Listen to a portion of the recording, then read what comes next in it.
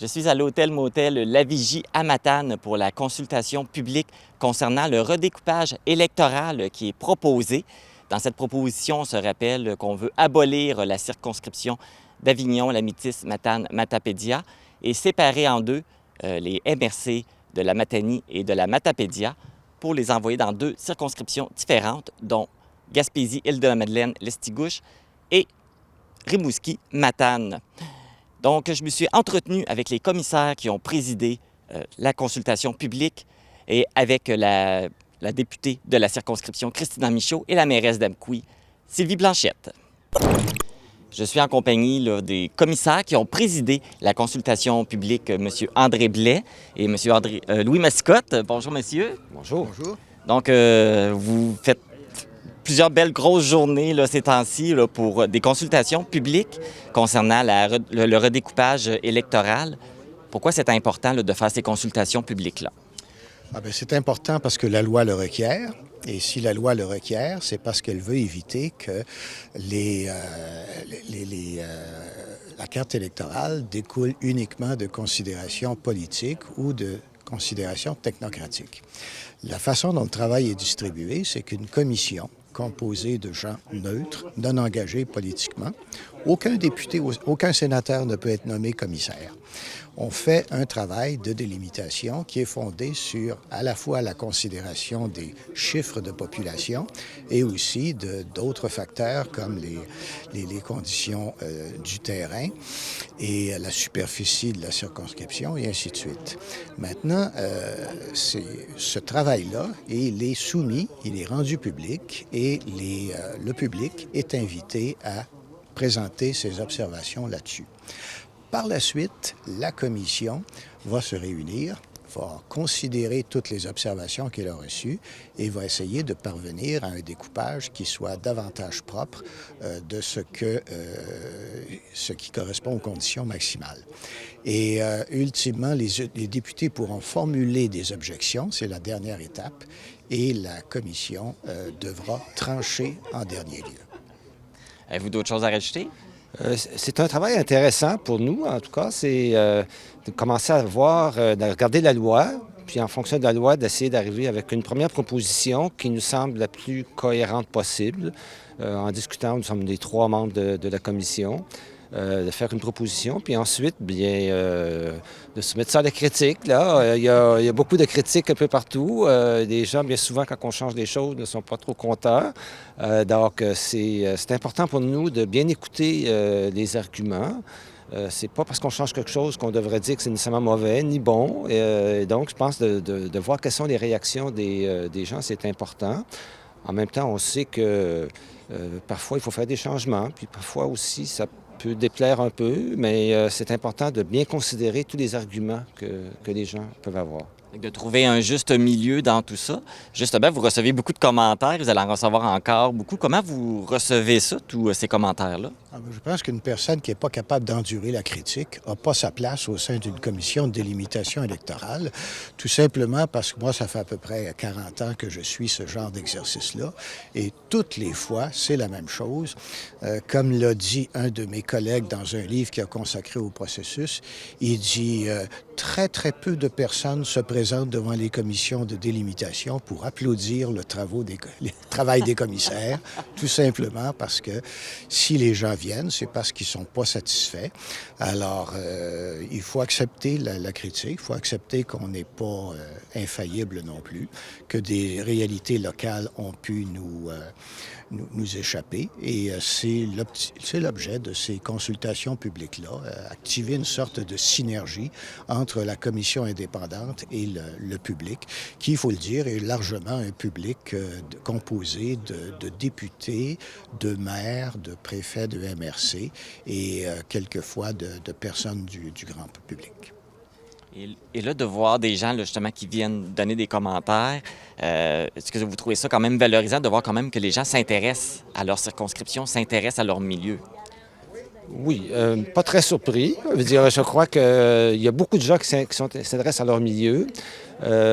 Et vous savez, des critiques, en tout cas, tant qu'à moi, comme chercheur, je suis habitué, je présente un texte, on reçoit des évaluations. assez souvent critiques. Voilà. Il faut revoir Celle les des choses. étudiants dans nos cours. Et donc, ça fait partie de la vie et je pense que je trouve ça un beau défi à voir, puis à reconsidérer mes arguments et dire est-ce que finalement on veut changer ou non. Et, on va voir qu'est-ce qu'on va changer. Dans le fond, ça va être la suite. Là. Après les consultations, il y a un autre travail. Qu'est-ce qui s'en vient pour vous après? C'est un travail de délibération, de sommaire de tous les commentaires que l'on a reçus. Un travail aussi d'étude. Qu'est-ce qu'on peut faire exactement, région par région, pour trouver une meilleure solution? Et puis, sans s'illusionner non plus sur le fait, il y a des gens qui seront insatisfaits même du rapport, mais au moins faire un effort. Et les chiffres le prouvent, là, pour toutes les redistributions antérieures. Les audiences publiques, c'est pas des façades, c'est pas une charade, c'est quelque chose qui est suivi d'action. Il y a des modifications pratiquement dans toutes les propositions initiales, d'importance variable, c'est entendu. Il y a des points sur lesquels les commissaires déplaisent, mais déplaisent pour des raisons qui sont impérieuses. Puis il y a d'autres raisons pour lesquelles il y a moyen de trouver un meilleur terme. Alors, et après ça, bien, le rapport sera rendu public, je pense, durant l'automne. On parle plutôt du mois de novembre, je crois. Et ensuite, ce sera les objections des parlementaires et les réponses que nous y apporterons. Mais avant cela, on a encore 5 semaines à voyager à travers la province et à voir quelles sortes de propositions, de considérations. Et c'est intéressant de voir comment les différentes considérations varient ou non d'une région à l'autre. Et donc, avant de commencer notre travail de réflexion, je pense qu'il y a un travail d'immersion puis d'écoute de ce que les gens ont à dire et de ce qui est commun puis ce qui n'est pas commun aux différentes critiques que l'on nous fait. Dans le fond, ce que je comprends pour vous, là, ça fait que commencer. Absolument. Absolument. C'est-à-dire évidemment, on est très, très impliqués là-dessus depuis le mois de décembre, puisque c'est là qu'on a commencé à travailler ensemble. Mais effectivement, cette phase-là de nos travaux, elle est décisive. C'est la deuxième phase du travail et elle est importante. Dans les arguments qui vous ont été apportés, est-ce qu'il y en a un qui vous a frappé plus particulièrement parce qu'il revient beaucoup, il y a quelque chose qui attache beaucoup les gens d'ici? Il y en a un qui nous a frappé par son absence. C'est la considération de population. La plupart des gens, pratiquement la totalité des intervenants nous ont dit ces choses-là n'ont pas d'importance. C'est les gens, c'est la réalité vécue sur le terrain qui est importante. Et en général aussi, un autre élément qui revient, je pense qu'on sera d'accord là-dessus, c'est la nécessité de limiter, de respecter, dis-je bien, les limites des MRC. De ne pas fractionner une MRC. Alors, c'est intéressant parce qu'il y a d'autres endroits au Québec où fractionner une MRC, c'est tout à fait possible. Ça ne provoque pas de grincement de dents ou de cris de fureur. Et puis, ce qu'on réalise ici, c'est que la MRC n'a pas la même importance dans toutes les régions du Québec. Et que quand une MRC est établie et que son territoire est composé entièrement de petites municipalités. Alors là, la MRC prend une importance parce que ses ressources sont plus grandes. Elle prend une importance et devient un facteur d'identification régionale plus fort que dans d'autres endroits où, disons, si vous avez, je prends une municipalité MRC dont j'ignore le nom, qui est sur le nord de la rive nord de Montréal et qui ne contient que 2 grosses municipalités. Alors là, la MRC, c'est pas... Ça doit être intéressant de voir les 2 maires se disputer le titre de préfet. Alors, vous voyez, c'est pas la même situation, autrement dit, et il faut... des choses que ça m'a permis de réaliser, c'est de comprendre davantage pourquoi les 3 lettres MRC ont ici une résonance qu'elles n'ont pas ailleurs. Les réalités sont différentes dans chaque municipalité. Dans tout le Québec, ça va être différent. Partout, vous allez avoir, vous n'aurez pas les mêmes commentaires. Le Québec n'est pas monocolore. Le Québec est très divers. Il est divers sur le plan linguistique, il est divers sur le plan régional. Et il faut justement voyager beaucoup pour mieux apprécier cette diversité. Tout en se rappelant que le principe une personne, un vote, puis de la parité, c'est un principe important qui est loin d'être banal, et qu'il faut prendre en considération. On est d'accord que ce n'est pas le seul, mais c'est quand même le premier de tous. En démocratie, le principe d'une personne, un vote. Et donc, on y attache quand même pas mal d'importance, même si on reconnaît qu'il y a toutes sortes d'autres facteurs qui doivent être aussi considérés. Bien, monsieur le commissaire, merci beaucoup. Puis je vais vous souhaiter une bonne continuité parce que vous avez encore beaucoup de pain sur la planche. On en a pour 6 semaines. Merci beaucoup. Merci bien. Donc, c'était une rencontre importante ce matin, des points à marquer, puisque quand même, là, on sait qu'il y aura éventuellement une décision. Que retirez-vous de cette rencontre ce matin, là, tenue ici à Matane? Bien, super enrichissant, super encourageant, surtout de voir la mobilisation régionale. On l'a vu en août, quand j'ai signé une lettre ouverte et que j'ai eu la signature aussi de 30 autres élus, ex-élus de l'Est du Québec, de la Gaspésie, du Bas-Saint-Laurent, qui étaient essentiellement d'accord avec nous qu'on demande un statu quo, que la circonscription d'Avignon, la Métis, Matane, Matapédia ne doit pas disparaître. Alors, de les entendre concrètement hier à Gaspé, aujourd'hui ici à Matane, demain à Rimouski, Rivière-du-Loup par la suite, bien, on voit vraiment plus en détail qu'est-ce que ça signifie la disparition d'un comté pour nous, pour les citoyens de l'Est du Québec, l'accessibilité aux services, l'immense territoire qu'on doit couvrir, autant pour la population qui doit faire cette distance-là pour venir à la rencontre des élus, pour accéder à un des bureaux, autant pour l'élu qui doit se déplacer à travers la circonscription. Et on sait à quel point ici, c'est de tradition d'être des députés de terrain, d'être présents, d'aller dans les plus petites municipalités, voir notre monde.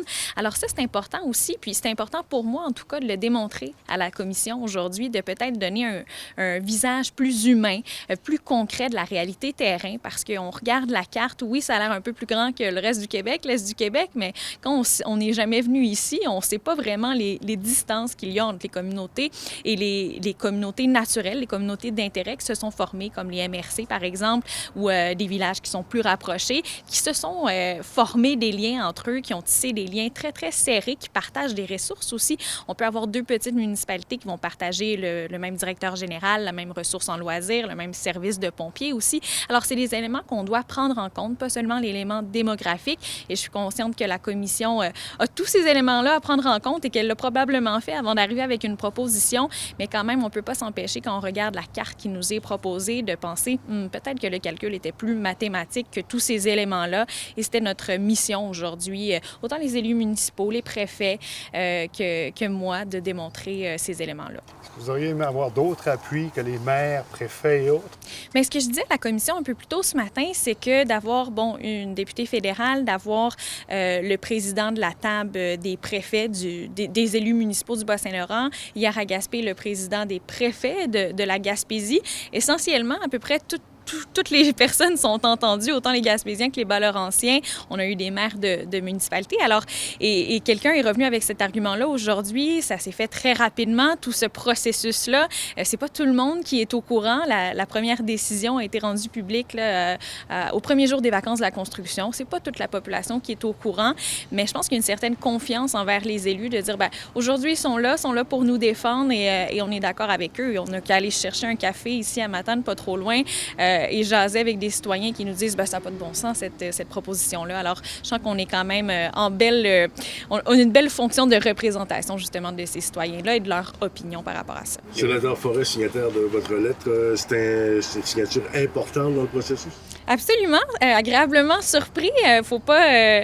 on sait très bien que le Bloc québécois et le Sénat, c'est une relation assez particulière, mais quand même d'avoir le sénateur Forêt, qui connaît très bien la région, qui représente tout le Golfe quand même, qui joint sa voix à la nôtre, à tous les élus du Bas-Saint-Laurent et de la Gaspésie pour dire, moi aussi, je pense pas que c'est une bonne idée de supprimer une circonscription, d'affaiblir le poids politique de l'Est du Québec, mais c'est une voix importante qui s'ajoute et toutes les voix sont importantes et tous les arguments sont importants. Alors, c'est vraiment, ça fait partie du mandat de la commission de procéder à des audiences publiques, mais on voit vraiment l'importance de ces audiences-là parce qu'on peut entendre autant les citoyens que les gens qui vivent la réalité terrain au jour le jour. La commission travaille à partir d'une loi et à travers cette loi, un point important qui a été mentionné d'ailleurs par un commissaire, c'est l'élément minimum pour une circonscription de 108 898 citoyens, parce que si on parle d'électeurs, ça prend 18 ans et plus, bien entendu. Est-ce que ça vous fait peur un peu parce que si on applique ce point particulier, la circonscription disparaît automatiquement? Écoutez, la loi est bien écrite. C'est le premier élément de l'article 15, là, si on regarde plus spécifiquement. Mais il y a d'autres éléments qui doivent absolument être pris en compte par la commission. Et c'est pas seulement l'élément démographique, mais c'est la communauté d'intérêt, c'est la spécificité d'une circonscription, son évolution historique et aussi le fait qu'on doit s'assurer que le territoire ne soit pas trop vaste. Alors, qu'est-ce qui qualifie une circonscription de trop vaste ou non? C'est une bonne question, mais je pense que les éléments qu'on a pu apporter aujourd'hui ont peut-être aidé la commission à prendre davantage ces éléments-là en considération. Vous venez d'être élu, votre mandat va se poursuivre jusqu'aux prochaines élections. Dans l'éventualité que le comté doit disparaître, est-ce qu'on poursuit la carrière politique? C'est une bonne question. Ma priorité en ce moment, c'est de défendre les citoyens d'Avignon, Lamitis, Matane, Matapédia. Et bien entendu que j'en fais pas une histoire personnelle. C'est pas moi qui perds mon poste demain matin. La priorité, c'est l'Est du Québec qui perd une voix, peu importe laquelle. Et je pense que je suis la personne peut-être la mieux placée pour parler de la situation d'un député d'une circonscription qui pourrait disparaître. Alors, c'est de cette façon-là que j'apporte certains éléments et que j'espère que ce soit entendu. Mais rendu là, quand la décision sera définitive, il est trop tôt, je pense, pour prendre une décision. C'est certain que, et c'est un élément que j'ai mentionné ce matin, on veut qu'il y ait plus de jeunes en politique, on veut attirer de jeunes familles. Pour un jeune père de famille, pour une femme de mon âge qui espère avoir des enfants, avoir une circonscription de 775 km à parcourir d'une municipalité à l'autre, c'est pas intéressant. C'est pas intéressant de savoir qu'on pourrait peut-être pas revenir à la maison le soir. Et oui, c'est un sacrifice qu'on fait en choisissant le service public et en choisissant de représenter nos concitoyens, mais quand même, c'est pas la même réalité que pour un député qui est en plein centre de Montréal, qui a quelques 10 ou 20 km² à faire pour rejoindre toute sa population. Rassurez-nous, vous êtes allé à Sainte-Félicité? Et je suis allée à Sainte-Félicité. Et je trouve ça intéressant d'entendre des éléments apportés par des citoyens. Il y avait peut-être un petit billet politique dans ce qu'on a entendu tout à l'heure, mais oui, je suis allée à Sainte-Félicité. Et c'est normal que ça n'a pas paru dans le journal parce que j'avais 55 autres municipalités à aller visiter. Alors, c'est certain qu'on ne fait pas une annonce à toutes les municipalités qu'on va visiter. Si on a un horaire assez chargé, on essaie de faire plaisir à tout le monde, d'entendre tout le monde surtout. Et d'un citoyen à l'autre, il peut y avoir des différences d'opinion, bien entendu. Alors, ça complexifie la tâche, mais ne vous inquiétez pas, je suis allée à Sainte-Félicité. À la fin de votre allocution, les commissaires vous ont posé une question en disant que le télétravail était un facteur pour cette décision là, de recréer les circonscriptions. Vous avez répondu quoi? Bien, écoutez, c'est vrai qu'on a vu dans les dernières années, particulièrement avec la pandémie, qu'il était possible de faire du télétravail pour certains métiers en particulier, beaucoup plus facile même. Pour un élu, je ne crois pas que ce soit le cas. Et j'allais dire malheureusement, mais c'est pas malheureux de devoir aller à la rencontre des citoyens, de devoir prendre le temps de serrer leurs mains, de les regarder dans les yeux, que ces gens-là puissent nous parler de leurs problèmes, d'une situation en particulier qu'ils vivent, parce que c'est pas tout le monde qui est à l'aise de le faire via Internet, via le téléphone, tout ça. Alors, moi, essayer de me présenter pour me faire élire à une population qui m'a jamais vu la face, comme on dit, que ce soit à l'épicerie ou dans une fête de village, bien, j'y crois pas. Donc, je pense que le travail des élus est un petit peu plus important, peut-être côté terrain. C'est vraiment une grande partie du travail de l'élu. Oui, il y a le travail de représentation à Ottawa, il y a le travail de ressources humaines aussi. On gère une équipe d'employés, mais essentiellement, ce qui est le plus important, c'est la représentation de nos concitoyens. Et ça, mais ça se fait sur le terrain. C'est pas plutôt un argument positif que vous servez le commissaire en parlant de télétravail, puisque c'est probablement la clé pour conserver nos circonscriptions. C'est ce qui amène des travailleurs ici. Peut-être aussi pour faciliter le travail à Ottawa, parce qu'on parle beaucoup des distances à parcourir ici dans la circonscription, mais il y a aussi le fait d'aller à Ottawa la moitié de l'année. Et on sait bien que le service aérien n'est pas l'idéal pour nous ici. Alors, ça aussi, c'est des heures de route. Alors, s'il y a quelques réunions que ce soit qu'on peut faire en télétravail, qu'on peut faire de façon virtuelle, tant mieux. Mais encore une fois, autant je trouve ça important d'être sur le terrain à la rencontre des citoyens, autant je trouve ça important d'être en personne au Parlement quand on défend les dossiers de nos citoyens, justement. Alors, il y a tout ce côté-là qui rend la chose peut-être un peu plus difficile côté télétravail. Est-ce que vous avez l'impression que le redécoupage des cartes électorales, c'est un enjeu qui intéresse la population, ou du moins qu'elle est sensibilisée aux impacts possibles? peut-être pas suffisamment sensibilisés, peut-être pas suffisamment informés. On le dit, la nouvelle est tombée assez rapidement. Les gens ne savent pas trop ce que ça signifie. Il faut les éduquer là-dessus. Et ils ont vu peut-être quelque chose passer à la télé, entendu quelque chose à la radio, lu quelque chose dans un média local. Mais qu'est-ce que ça signifie pour eux? Je pense qu'il faut faire ce travail peut-être d'enseignement, d'en parler avec les gens, qu'est-ce que ça veut dire pour eux. Mais sincèrement et à 100%, toutes les personnes, citoyens, citoyennes qui sont venus me parler de cette nouvelle-là, c'était unanime, me disaient, ça n'a pas de bon sens. C'est pas connaître notre région de faire ça. Que ce soit qu'on parle du poids démographique, de la sécurité des élus, de la conciliation travail-famille, tous les aspects, mais surtout de l'accessibilité aux services que le député fédéral peut donner, parce qu'on sait ici à quel point c'est pas facile d'avoir quelqu'un au bout de la ligne à Service Canada, Passeport Canada et nommez-les. Alors ça, ce service-là, je pense que c'est ce qui est plus près du citoyen, même si la machine fédérale, elle, a l'air plus éloignée. Est-ce que vous avez senti une ouverture de la commission avec tous les points que vous avez apportés là, pour justement revoir que cette décision n'est pas la bonne? C'est difficile à dire. Écoutez, eux ont un devoir de neutralité et c'est bien normal et veulent pas trop donner l'impression qu'ils vont aller d'un côté ou de l'autre et ils ont plusieurs éléments à regarder, à prendre en considération, mais je pense que les audiences publiques ont vraiment leur importance parce que je voyais dans le visage, dans la réaction des commissaires des fois, peut-être qu'on n'a pas assez pris cet élément-là en considération et on va mieux l'étudier. Alors c'est peut-être positif, peut-être négatif, peut-être que ça vient confirmer des questionnements qu'ils avaient. Écoutez, ils nous feront une nouvelle proposition à la suite des audiences publiques en octobre, il me semble, début novembre. Puis il y aura un processus à la Chambre des communes. Les députés pourront ensuite redéposer des mémoires, redébattre là-dessus, puis il y aura une décision définitive. Alors, il est encore temps d'être de bonne foi et de déposer des arguments qui sont forts et qui sont revenus à plusieurs reprises. Les interlocuteurs avaient peur d'être redondants, mais comme M. Fortin l'a dit, on n'est pas redondant, on met l'accent sur des éléments et des arguments qui sont extrêmement importants et sur lesquels tout le monde s'accorde.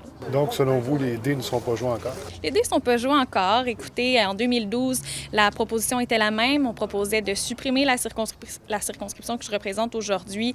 Les commissaires sont revenus sur leur décision. Ça fait plusieurs années qu'on joue dans le même film. Alors, je me permets d'être optimiste. Je me permets de voir ça de la meilleure façon que je peux, la façon la plus positive. Mais eux-mêmes l'ont mentionné plus tôt, il n'y a rien de joué, il n'y a rien de coulé dans le béton. Question un peu ignorante de ma part. Est-ce que, outre la circonscription ici, il y en a d'autres au Québec qui sont dans le même exercice de devoir défendre leur coin de leur circonscription? Non, au Québec, la seule circonscription qui disparaîtrait, c'est Avignon-Lamitis-Matane-Matapédia, sous prétexte principal démographique. C'est le comté le moins populeux au Québec en ce moment. À ma connaissance, il y aurait peut-être disparition d'un ou deux autres comtés à la grandeur du Canada, mais pour en ajouter d'autres sièges ailleurs également.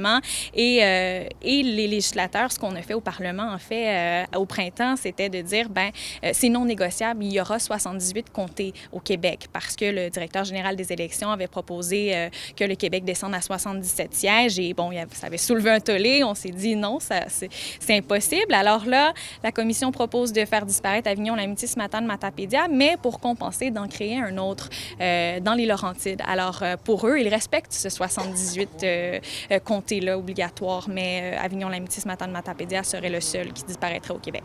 Donc, c'est l'alternative. Si on disparaît, il y en a un qui va naître dans les Laurentides. Exactement. Mais les gens de l'Est du Québec sont perdants parce qu'il y a des investissements qui sont associés à cette circonscription-ci et qu'on ne pourra pas retrouver, même si on envoie des municipalités dans les deux autres circonscriptions qui nous entourent. Merci, Mme Michaud. Merci à vous. Je suis maintenant avec la mairesse d'Amqui, Sylvie Blanchette. Bonjour, Sylvie. Bonjour, Marc. C'est une grosse journée aujourd'hui parce qu'on est à la consultation publique concernant le redécoupage électoral qui va avoir un impact quand même important sur la MRC de la Matapédia et la ville d'Amqui. Donc, c'est ce point-là que vous êtes venu défendre aujourd'hui. Oui, on est aujourd'hui ici à Matane devant la commission des délimitations des circonscriptions électorales. Ça va bien. Alors, c'est ça. C'est qu'on sait qu'avec la nouvelle la nouvelle, ce qu'ils veulent faire au niveau des circonscriptions électorales, c'est abolir celle d'Avignon, Métis, Matane, Matapédia. Et on se retrouverait, la MRC de la Matapédia, divisée en deux. Nous, à Amkoui, on se retrouverait avec la Gaspésie, alors que 10 municipalités, donc, qui sont quand même tout près de nous, là, Saint-Léon, Val-Brillant, se retrouveraient avec Rimouski. Alors, on ne peut pas laisser faire quelque chose comme ça. Fait que oui, on est venu déposer un mémoire, j'ai présenté un mémoire qui disait d'abord le pourquoi on s'objecte à ça. Parce que c'est pas juste de s'objecter, c'est le pourquoi. Alors, c'est pour lequel je suis ici aujourd'hui à Matane. Oui, puis un des arguments que tu as apporté, c'était la complication de travailler ensemble si la MRC est coupée en deux. Bien, c'est ça, c'est que, tu sais, quand on défend des dossiers, moi, on est la ville d'Amkoui, on est la ville de centralité, mais quand on défend des dossiers à la MRC, c'est les dossiers pour tous les 18 municipalités de la MRC de la Matapédia. Fait qu'on va aller faire des représentations et à ce moment-là, on défend pour 18 résidents de la Matapédia.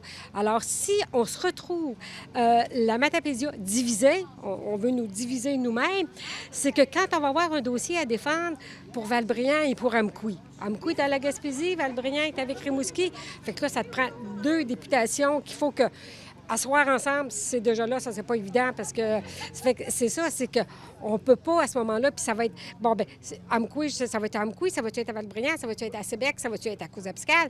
Tu sais, on peut pas diviser comme ça une MRC. Et ça demande aussi d'avoir 2 députés différents. Donc, pas nécessairement du même parti, donc ça peut causer des conflits également. C'est ça, 2 députés différents, pas nécessairement de la même allégeance politique. Alors là, ce qui est bon pour un n'est pas nécessairement bon pour l'autre, là. Puis ce qu'un veut avoir dans sa circonscription, bien, l'autre aussi va vouloir l'avoir. Ça fait que, regarde, on ne veut pas avoir de chicane. On n'a pas besoin d'une chicane de la sorte. Fait que c'est pour ça qu'on dit, regarde, là, on est là pour travailler ensemble. On n'est pas là pour se chicaner entre nous autres. Donc, en plus de la séparation, vous avez amené aussi le point de la distanciation, parce que là, on est dans la circonscription de Gaspésie et de la Maldaine, Mistigouche. Amkoui, là, on est loin là, pour le député, là, s'il veut se promener entre Gaspésie et la Gaspé, puis Amkoui. J'ai pu démontrer par mon expérience personnelle, ayant parcouru moi-même Amkoui-Gaspé à toutes les 3 semaines durant presque les 20 dernières années du moment où j'ai travaillé avec AgroPure Division Naturelle. Alors, c'est ça, c'est qu'Amkoui, on est à 400 km de Gaspé. Ça, c'est 5 heures de route minimum, parce que, comme je disais aussi, c'est que tu traverses tous les petits villages. Il y a beaucoup d'endroits que c'est 100 km que là, les résidents veulent faire baisser ça à 80, excuse-moi, c'est même pas 100 km, c'est 90 en Gaspésie, qui veulent faire baisser ça à 80 puis 70 km parce qu'ils trouvent que ça roule trop vite. Alors, ça va prendre 6 heures, là, bientôt, descendre à faire Amkoui-Gaspé. Alors que c'est sûr, c'est la même chose. Amkoui-Gaspé, là, pour moi, c'est la même chose que si je m'en allais à une réunion à Québec. C'est la même distance, sauf que je faisais de la 20, par exemple. Fait que quand j'arrivais à Rivière-du-Loup, qui était la vraie 20, là, en 2, fait que là, regarde, t'embarques ça à 108 km, là, puis là, tu peux y aller, puis te rendre à Québec dans un temps qui est raisonnable. Mais aller parcourir la Gaspésie, c'est comme insensé, là, ce qu'ils veulent faire, là. Ça va être dur tout couvrir. Et puis, après votre allocution, les commissaires vous ont donné des commentaires et tout. Comment vous réagissez? Bien, c'est des commentaires. Moi, j'ai trouvé que c'était des très bons commentaires. Je craignais plus qu'ils me posent des questions que la réponse ne soit pas... Vous avez été épargné là-dessus? J'ai été épargnée sur les questions, même si je m'étais presque préparée. Non, c'est ça, c'était des très bons commentaires parce qu'eux-mêmes ont eu... Justement, ils étaient à Gaspé hier, mardi. Fait qu'ils ont eu eux-mêmes à constater la route, qu'est-ce que c'est faire la 132 et qu'est-ce que c'est de ne pas avoir de réseau cellulaire aussi. Fait que ça aussi, ça a été une très belle expérience qu'ils ont pu mettre dans leur bagage là, pour rendre leur décision. Belle chose que vous avez pu leur démontrer. En effet. Bon, bien, merci beaucoup, Sylvie. Et puis, bien, on vous souhaite bonne chance pour la suite des choses et on espère que ça va bien. Ils vont bien entendre le message et qu'ils vont revoir leur décision. Bien, merci beaucoup. Puis merci à la TVC de la Matapédia d'être ici à Matane avec nous aujourd'hui. Merci. Comme les commissaires nous l'ont mentionné, un travail de réflexion sera fait maintenant qu'ils ont reçu tous les commentaires concernant le redécoupage électoral. C'était Marc Baudouin à Matane.